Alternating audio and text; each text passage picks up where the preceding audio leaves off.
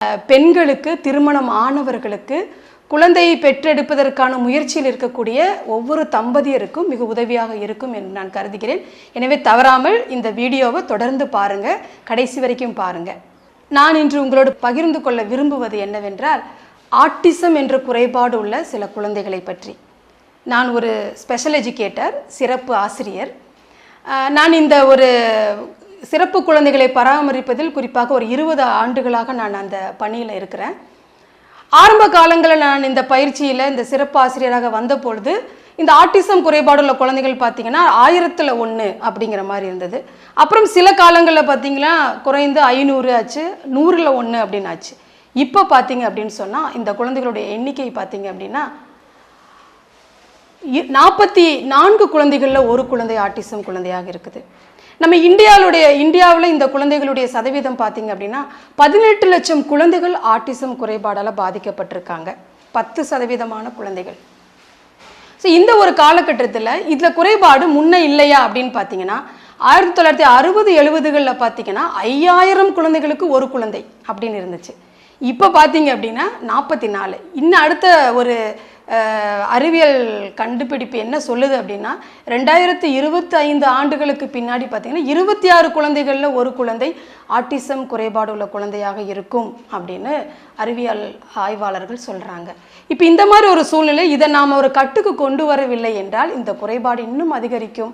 இது நம்ம குழந்தைகளை பல்வேறு விதங்களில் பாதிப்புகளை உண்டு பண்ணும். இப்போது ஒரு கரு உருவாகிற பொழுது ஒரு ஆணும் பெண்ணும் இணைந்து ஒரு முட்டை, அதாவது ஜைகோட் அந்த சிச்சுவேஷன், அப்போ என்ன ஆகுதுன்னா ஒரு செல் பலதா டிவைட் ஆகி மாறுது.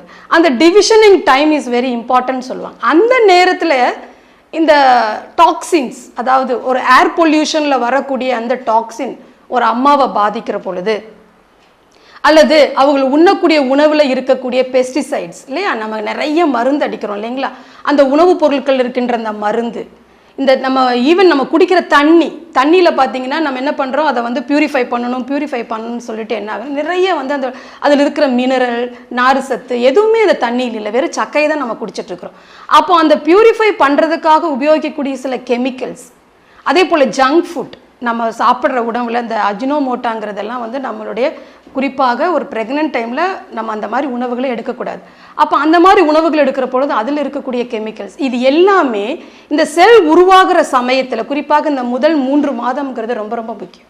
அந்த மாதங்களில் இந்த மாதிரி நம்ம கெமிக்கல்ஸ் அதிகமாக இருக்கக்கூடிய உணவுகளை சாப்பிடுவதால், சுவாசிப்பதால், நச்சு காற்றுகளை நம்ம சுவாசிக்கிறதுனால அது குழந்தைகளை அஃபெக்ட் பண்ணுது. குறிப்பாக ஆட்டிசம் குழந்தைகள் பிறப்பதற்கு இதுவும் ஒரு காரணம் அப்படின்னு சொல்லிட்டு சில ஆய்வாளர்கள் கூறுகிறார்கள். இந்த குழந்தைகள் பிறப்பதற்கு அடுத்து ஒரு காரணம் என்னன்னா, இப்போ நம்ம ஃபுல்லாக வந்து செல்ஃபோனில் தான் இருக்கும். அந்த கதிர் அலைகள் வந்து நம்மளையும் பாதிக்குது, நம்மளுடைய வயிற்றில் இருக்கின்ற அந்த குழந்தையும் பாதிக்குது. குறிப்பாக நீங்கள் பெண்கள் வந்து பார்த்தீங்கன்னா சில சமயம் நம்ம குனிஞ்சு பார்க்குறோம். அந்த குனிஞ்சு பார்க்குறப்போ மோஸ்ட்லி அந்த கதிரலைகள் எங்கே படுதுன்னு நம்ம வயிற்றில் தான் படுது, நமது மார்பகத்தில் நம்ம வயிற்றில் தான் படுது. இந்த கதிரலைகளை அந்த உள்ளே இருக்கின்ற அந்த குழந்தை முழுவதும் அப்சர்வ் பண்ணும். அதுவும் ஆட்டிசம் குழந்தைகள் பிறப்பதற்கு வாய்ப்புகள் இருக்குது. ஏன் அப்படின்னு சொன்னால், இந்த ஆட்டிசம் குழந்தைங்கிட்ட இருக்கிற ஒரு தனித்திறமை என்ன அப்படின்னா, அவங்களுக்கு நீங்கள் செல்ஃபோனை கையில் கொடுத்தீங்கன்னா எப்படி போகணும், எங்கே வரணும், என்ன வரணும் நம்ம சொல்லிக் கொடுக்கவே வேண்டாம். அவங்களுக்கே அந்த நாலேஜ் கிடைக்குது. அது எங்கேருந்து கிடைக்குது அப்படின்னா நம்ம கிட்ட இருந்து தான் கிடைக்குது. இயந்திரத்தோடு தான் நம்ம அதிகமாக பயணிச்சுட்டு இருக்கிற ஒரு உலகத்தில் தான் நம்ம வாழ்ந்துட்டு இருக்கிறோம். அப்போ குறிப்பாக ப்ரெக்னெண்ட்டாக இருக்கிற பெண்கள் வந்து இந்த செல்ஃபோனை அவாய்ட் பண்ணுறது ரொம்ப ரொம்ப முக்கியம். குறிப்பாக தூங்குற பொழுது பக்கத்தில் வைக்கிறது, இல்லை நம்ம வயிற்று மேலே வைக்கிறது, இல்லை அடிக்கடி அதை வந்து உபயோகப்படுத்துவதை நம்ம குறைக்கிறது ரொம்ப முக்கியம். ஏன்னா அந்த அலைகள் வந்து அதிகமாக இந்த குழந்தைகளுக்கு பாதிப்பை ஏற்படுத்துது. ஒரு 20-25 வருஷங்களுக்கு முன்னாடியெல்லாம் ஒரு பெண் கருவுற்றுட்டா அப்படின்னு சொன்னால் அந்த 10 மாதங்களும் பல விதங்களில் ஈவன் கூட இருக்கிறவங்களே அவங்கள ரொம்ப தயாரிப்பாங்க. நல்லா தூங்கு அப்படிம்பாங்க, நல்லா நியூட்ரிஷன் ஃபுட்டு சாப்பிடணும், மைண்டை ரிலாக்ஸாக வச்சுக்கணும், ஸ்ட்ரெஸ்ஃபுல்லாக இருக்கக்கூடாது, ஹஸ்பண்ட் ஒய்ஃப் ரிலேஷன்ஷிப் ரொம்ப பெட்டராக இருக்கும், இன்லாஸ் ரொம்ப அண்டர்ஸ்டாண்ட் பண்ணிக்குவாங்க, அவங்களுக்கு பிடிச்ச பொருட்களை வாங்கி கொடுப்பாங்க, நல்ல புத்தகங்களை படிங்க, நல்லா ரிலாக்ஸாக இருங்க, நல்லா மியூசிக் கேளுங்க, நடைப்பயிற்சி, இப்படியெல்லாம் இருக்கும். ஆனால் இப்போ பார்த்தீங்க அப்படின்னா ஓடிட்டே இருக்கும் வேலை. ஏன்னா அந்த ப்ரெக்னெண்ட்டாக இருக்கிற அந்த பெண்ணும் தொடர்ந்து வேலைக்கு போகிறாங்க. அவங்களுக்கு வந்து மென்டல் டென்ஷன் அதிகமாக இருக்கும். அடுத்தடுத்து நான் ப்ராஜெக்ட் கம்ப்ளீட் பண்ணணும், அந்த டென்ஷன் இருக்கும். ஈவன் நைட்டு வந்தால் கூட சரியாக தூங்குறது இல்லை. ஒரு ஆரோக்கியமான குழந்தை பிறப்பதற்கு அட்லீஸ்ட் ஒரு தாயானவள் 8 மணி நேரம் கம்பல்சரி டீப் ஸ்லீப் இருந்தே ஆகணும். அந்த தூக்கம்ங்கிறது தான் அந்த குழந்தைக்கு வந்து அந்த சமயத்தில் வந்து அந்த வளர்ச்சி வந்து ஒரு ரெகுலராக நல்லபடியாக போகும். அந்த சமயத்தில் நம்ம தேவையில்லாத சிந்திச்சுட்டு இருக்கிற பொழுது, இப்போ குறிப்பாக பார்த்தீங்கன்னா இந்த ஆட்டிசம் குழந்தைகள் யாருக்கு அதிகமாக பிறக்கிறார்கள் அப்படின்னா படித்தவர்களுக்கு தான் அதிகமாக பிறக்கிறாங்க. அந்த ரேஷியோ பார்க்குற பொழுது வில்லேஜில் இருக்கிறவங்களுக்கு ரொம்ப கம்மி, டவுனில் இருக்கிறவங்களுக்கு தான் இந்த குழந்தைகள் அதிகமாக பிறக்கிறார்கள். அதுவும் எந்த விதமான குழந்தைங்கன்னா ஆண் குழந்தைகள் தான் அதிகமாக இந்த ஆட்டிசத்தில் பாதிக்கப்படுறாங்க. அப்போ ஒரு தாயானவள் அவருடைய தயாரிப்பு ரொம்ப ரொம்ப முக்கியம், அவருடைய சூழல் ரொம்ப முக்கியம். நம்ம நிறைய யோசிச்சுட்டே இருந்தோம்னா அடுத்து என்ன பண்ணலாம் ஏது பண்ணலாம் அப்படிங்கிற பொழுதும், நம்ம ரொம்ப ஸ்ட்ரெஸ்ஃபுல்லாக இருக்கிற பொழுதும் அது குழந்தையை பாதிக்கும். ஒரு உயிரானது அந்த ஆரம்ப கட்டத்திலிருந்து அந்த 10 மாதம் வரைக்கும் நம்ம என்னெல்லாம் கொடுக்குறோமோ, குறிப்பாக ஒரு தாயானவள் எந்த அளவுக்கு ரிலாக்ஸாக இருக்கிறாங்களோ அந்த அளவுக்கு அந்த குழந்தையும் ரிலாக்ஸாக இருக்கும். நான் நிறைய டென்ஷனாக நிறைய பிரச்சனைகளை நான் மேற்கொள்கின்ற பொழுது, இல்லை கணவன் மனைவிக்குள்ளே இருக்கின்ற பிரச்சனை, இன்லாஸ்குள்ளே இருக்கிற பிரச்சனை, இதெல்லாம் ஒரு தாய் வந்து அந்த குழந்தைக்கு கொடுக்குற பொழுது என்ன ஆகும்னா அந்த ஸ்ட்ரெஸ், மன அழுத்தம் அந்த குழந்தையையும் பாதிக்கும்.